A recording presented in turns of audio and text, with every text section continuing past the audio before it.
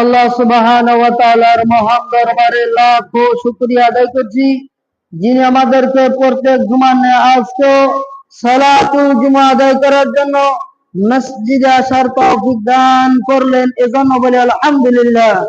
দরুদ ও সালাম বর্ষিত হোক মানবতার মুক্তির দূত মহান দিশারি বিশ্ব নবী মুহাম্মদুর রাসূলুল্লাহ সাল্লাল্লাহু আলাইহি ওয়াসাল্লামের উপর, যিনি আমাদেরকে আল্লাহর বিধি বিধান পুঙ্খানুপুঙ্খভাবে পৌঁছে দিয়েছেন সাল্লাল্লাহু আলাইহি ওয়াসাল্লাম। আজকের জুমার আলোচ্য বিষয় হচ্ছে আশুরার ইতিহাস, করণীয় এবং বর্জনীয়। আল্লাহ সুবহানাহু ওয়া তাআলা পৃথিবীর শুরু থেকেই এই আশুরার বিধান সৃষ্টি করে দিয়েছেন। আল্লাহ সুবহানাহু ওয়া তাআলা কুরআন কারীম ইরশাদ করেন, ইন্না ইদ্দাতাশ শুহুরি ইনদাল্লাহি ইসনা আশারা শাহরা ফি কিতাবিল্লাহি ইয়াওমা খালাকাস সামাওয়াতি ওয়াল আরদ। আল্লাহ সুবহানাহু ওয়া তাআলা বলেন, নিশ্চয়ই আল্লাহ সুবহানাহু ওয়া তাআলার গণনায় পৃথিবীর সৃষ্টির শুরু থেকে যেই দিন আল্লাহ সুবহানাহু ওয়া তাআলা এই পৃথিবীকে সৃষ্টি করেছেন সেই দিন থেকে মাস হলো 12টি। মিনহা আরবাআতুন হুরুম, তার মধ্যে 4টি মাস হলো সম্মানিত মাস। আল্লাহ সুবহানাহু ওয়া তাআলা বলেন, ফালা তাজলিমু ফীহিন্না, তাতে তোমরা জুলুম, অত্যাচার, অবিচার, অনাচার করিও না। এই আয়াতের ব্যাখ্যায় আপনার আমার নবী বিশ্ব নবী 4টি মাস হিসেবে উল্লেখ করলেন, জিলকদ, জিলহজ, মুহররম এবং হচ্ছে রজব মাস। এই 4টি মাসকে নবী আলাইহিস সালাম ইঙ্গিত করেছেন। তার মধ্যে থেকে আপনার আমার নবী বিশ্ব নবী এই মুহররম মাসকে গুরুত্ব দিয়ে তিনি বলেন, আফদালুস সিয়ামি বাদা রমাদান, রমাদানুল মুবারকের পরে সর্বোত্তম রোজা হচ্ছে শাহরুল্লাহিল মুহররম, আল্লাহর মাস মুহররম মাসের রোজা। সুবহানাল্লাহ। এজন্য এর গুরুত্ব অনেক বেশি। আশুরার ইতিহাস সম্পর্কে আব্দুল্লাহ ইবনে আব্বাস রাদিয়াল্লাহু তাআলা আনহু বলেন, আন্না রাসূলুল্লাহ সাল্লাল্লাহু আলাইহি ওয়াসাল্লাম কদিমাল মদিনাতা ফাওয়াজাদাল ইয়াহুদা সিয়ামান ইয়াওমা আশুরা। নবী সাল্লাল্লাহু আলাইহি ওয়াসাল্লাম যেই দিন মক্কা থেকে মদিনায় হিজরত করলেন, তখন ইহুদিদেরকে দেখতে পেলেন যে তারা রোজা রাখতেছে আশুরার দিবসে। তখন তাদেরকে জিজ্ঞেস করলেন, ফাকাল লাহুম রাসূলুল্লাহ সাল্লাল্লাহু আলাইহি ওয়াসাল্লাম, মা হাযাল ইয়াউমুল্লাযী তাসুমুনাহু, এটি কোন দিন যেই দিনে তোমরা রোজা রাখতেছো?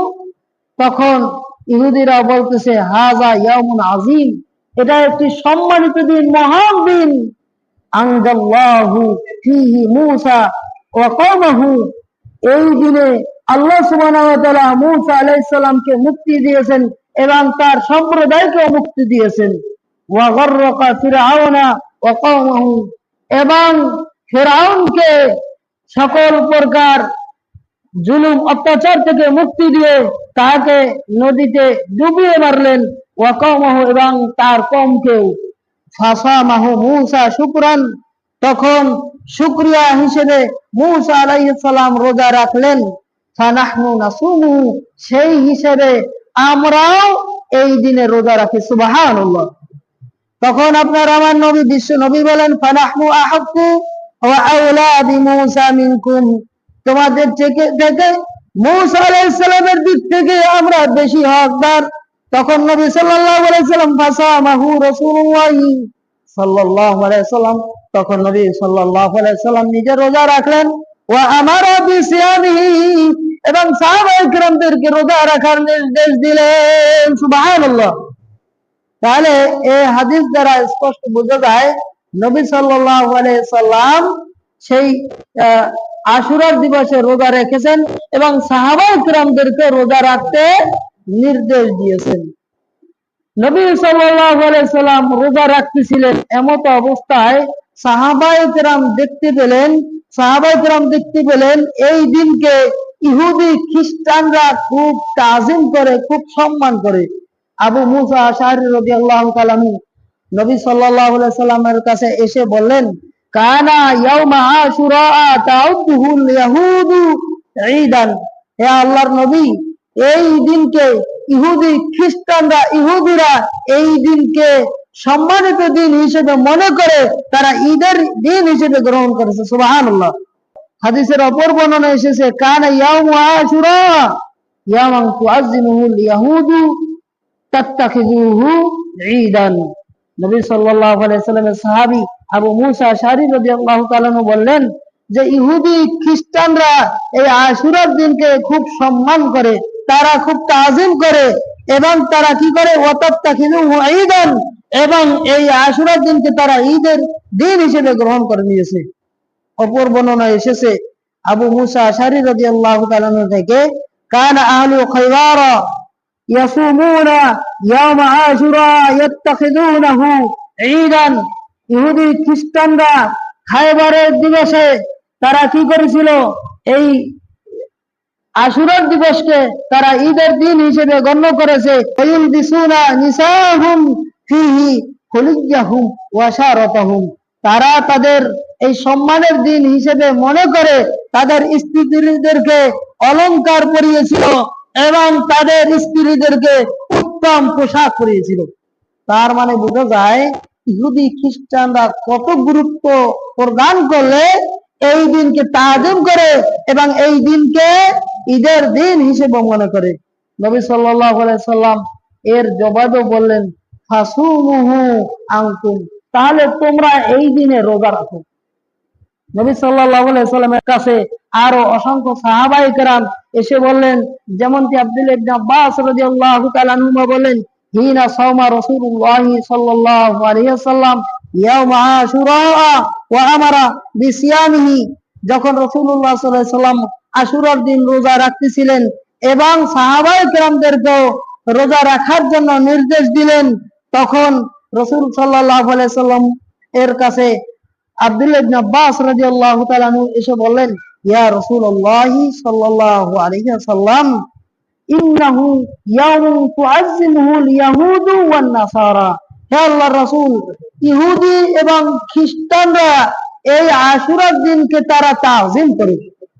ফাকাল রাসূলুল্লাহ সাল্লাল্লাহু আলাইহি ওয়াসাল্লাম, অতঃপর রাসূলুল্লাহ সাল্লাল্লাহু আলাইহি ওয়াসাল্লাম বলেন ফাইযা কানাল আমুল মুকবিল ইনশাআল্লাহু সুমনাল ইয়াউমাত তাসি। যদি আল্লাহ সুবহানাহু ওয়া তাআলা আগামী বছর আমাকে বাঁচিয়ে রাখেন, আগামী বছর আমরা 9 মুহররম রোজা রাখবো। এই হাদিসের বর্ণনাকারী বলতেছেন ফালাম ইয়াতিল আমুল মুকবিল হাত্তা তুওয়াফি রাসূলুল্লাহ সাল্লাল্লাহু আলাইহি ওয়াসাল্লাম। নবী সাল্লাল্লাহু আলাইহি ওয়াসাল্লাম শেষ বছর বয়সে তিনি এই কথা বলেছিলেন। পরবর্তীতে নবী সাল্লাল্লাহু আলাইহি ওয়াসাল্লাম পরবর্তী বছরে আর মুহররম মাস পাননি, এর আগেই তিনি ইন্তেকাল করেছিলেন। তার মানে এই হাদিস দ্বারা বোঝা যায় নবী সাল্লাল্লাহু আলাইহি ওয়াসাল্লাম দুটি রোজা রাখার অনুমতি দিয়েছেন। এই সম্পর্কে ফুকাহায়ে কেরাম বলতেছেন তাহলে কি একটি রোজা রাখা কি ইহুদি খ্রিস্টানদের সাদৃশ্য হবে? এর জবাবে ফুকাহায়ে কেরাম বললেন যে একটি রোজা জীবনে যদি শুধুমাত্র মুহররম মাসকেই ইঙ্গিত করে নির্দিষ্ট করে রোজা রাখে তাহলে এটা হচ্ছে মাকরুহে তানজিহি, এটা অনুত্তম, এটা মাকরুহ। তবে যদি জীবনে একবার হলেও যদি 9 মুহররম এবং 10 মুহররম অথবা 10 মুহররম এবং 11 মুহররম রোজা রাখে তাহলে ইহুদি খ্রিস্টানদের বিরোধিতা করা হয়ে গেল। এর উপরে সে যদি একটি একটি করে রোজা রাখে কোনো অসুবিধা নেই। এই ক্ষেত্রে অন্যান্য কিছু ফুকাহায়ে কেরাম বললেন যদি সম্ভব হয় 9 মুহররম এবং 10 মুহররম রোজা রাখার চেষ্টা করতে হবে।